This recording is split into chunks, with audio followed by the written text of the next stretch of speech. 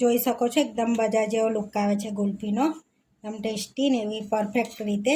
તો ના milk powder ના વિપ્ડ ક્રીમના ઉપયોગ વગર ઘરમાં રહેલી વસ્તુમાંથી આપણે ગુલ્ફી બનાવીને રેડી કરી દીધી છે.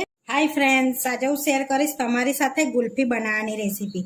તો આપણે આજે ગુલ્ફી બિલકુલ બજાર જેવી બનાવીશું. આપણે ઘરમાં રહેલી વસ્તુમાંથી જ બનાવીશું. તો અહીં આગળ મેં 500 દૂધ લઈ લીધું છે. હવે એને આપણે ઉકાળી લઈશું. હવે અહીં આગળ દૂધને આપણે ઉકાળવા મૂક્યું છે, તો હવે આપણે ગરમ થવા દઈશું એને. દૂધમાં એક ઉભરો આવી ગયો છે. હવે આપણે કેસરના તાર એડ કરીશું થોડાક, એમાં ચપટી જેટલા આ રીતે, અને એકદમ ધીમા તાપે આપણે એને ઉકળવા દેવાનું છે. સરસ ઠીક થાય ને ત્યાં સુધી ઉકળવા દઈશું આપણે એને. આપણું દૂધ ઉકળે છે ત્યાં સુધી કાજુ બદામને આપણે પીસી લઈએ. તો આગળ આપણે મિક્સરનો જાર લીધો છે, એમાં અડધો કપ આપણે સાકર એડ કરીએ છીએ. તમે ખાંડ પણ લઈ શકો છો, પણ મેં અહીંયા સાકરનો ઉપયોગ કર્યો છે. અહીં આગળ કાજુ લઈશ 1/4 કપ જેટલા. 1/4 કપ જેટલી આપણે બદામ લેવાની છે. 2 ચમચી પિસ્તા લઈશું અને થોડાક ઇલાયચીના દાણા લઈ લેવાના છે આપણે. હવે બંધ કરીને આપણે પીસી લઈશું. તો આપણે આ પેસ્ટ નથી બનાવી દેવાની, એને મિક્સરને ચાલુ બંધ કરીને આપણે સરસ એવો અચકચરો પાવડર તૈયાર કરવાનો છે. તો આગળ આપણે પીસી લીધું છે, તો ચેક કરી લેવાનું. તો આ રીતનો આપણે અચકચરો પાવડર તૈયાર કરવાનો છે. જોઈ શકો છો, જેથી આપણે ગુલ્ફી ખાઈએ ને તો સરસ એવી આમ દાણેદાર ગુલ્ફી લાગે આપણી. તો ધીમા તાપે આપણે દૂધને ઉકાળીને ઠીક કરી લેવાનું છે. થોડુંક એમ કે ઓછું કરી લેવાનું છે, ઉકાળીને એટલે ઘટ થશે. તો સરસ એવી આપણી ગુલ્ફી બનીને રેડી થશે. તો મિક્સ કરતા જવાનું છે, અને સાઈડોની મલાઈ અંદર એડ કરતું જવાનું છે આ રીતનું, અને હલાવતા રહેવાનું છે આપણે એને. એકદમ ધીમા તાપે આપણે એને ઉકાર જ કરવાનું છે દૂધને, જેથી ચોટી પણ ના જાય નીચે. જો દૂધ ચોટી જશે તો ગુલ્ફીમાં સ્વાદ નહીં આવે. તો આપણે સરસ એવું દૂધ ઉકળીને અડધું થઈ ગયું છે, જોઈ શકો છો. પાવડર બનાવે તો એ આપણે અંદર એડ કરી દેવાનો છે.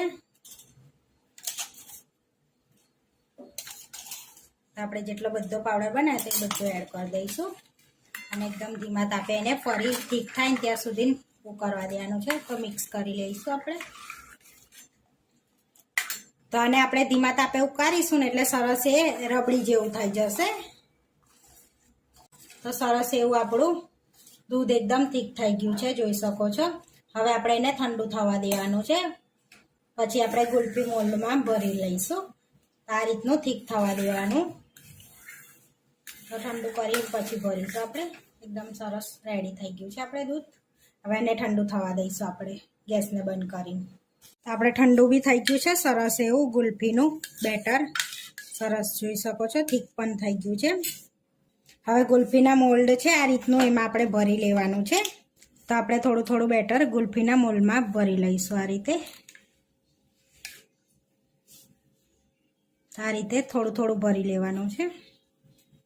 આ રીતે મોલ્ડમાં ભરી લીધું છે. હવે આપણે એની પર આ રીતની સ્ટીક લગાડી લેવાની છે. તો અહીંયા સ્ટીક લગાડી લીધી છે.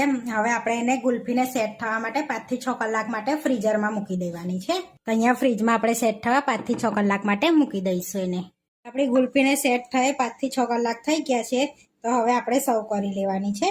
તો હવે આપણે 2 મિનિટ બહાર રવા દીધા પછી આ રીતે આપણે ગુલ્ફીને કાઢી લેવાની છે. તો આ રીતે આપણે કાઢીને આઈસ ક્યુબ પર રાખી લીધી છે. જોઈ શકો છો એકદમ બજાર જેવો લુક આવે છે ગુલ્ફીનો, એકદમ ટેસ્ટી ને એવી પરફેક્ટ રીતે. તો ના મિલ્ક પાવડર ના વિપ્ડ ક્રીમના ઉપયોગ વગર ઘરમાં રહેલી વસ્તુમાંથી આપણે ગુલ્ફી બનાવીને રેડી કરી દીધી છે. અહીંયા આઈસ ક્યુબ પર મૂકી છે એટલે આપણી ઓગળી ના જાય ગુલ્ફી. તો આપણી ગુલ્ફી બનીને રેડી થઈ ગઈ છે. આવા વિડીયો જોવા માટે મારી ચેનલને સબસ્ક્રાઈબ કરો, લાઇક કરો અને શેર કરો, અને તમે જરૂરથી ટ્રાય કરો. ફરી મળીશું નવા વિડીયોમાં, અને કોમેન્ટ કરીને જરૂરથી જણાવજો કે તમને આ મારી રેસીપી કેવી લાગી.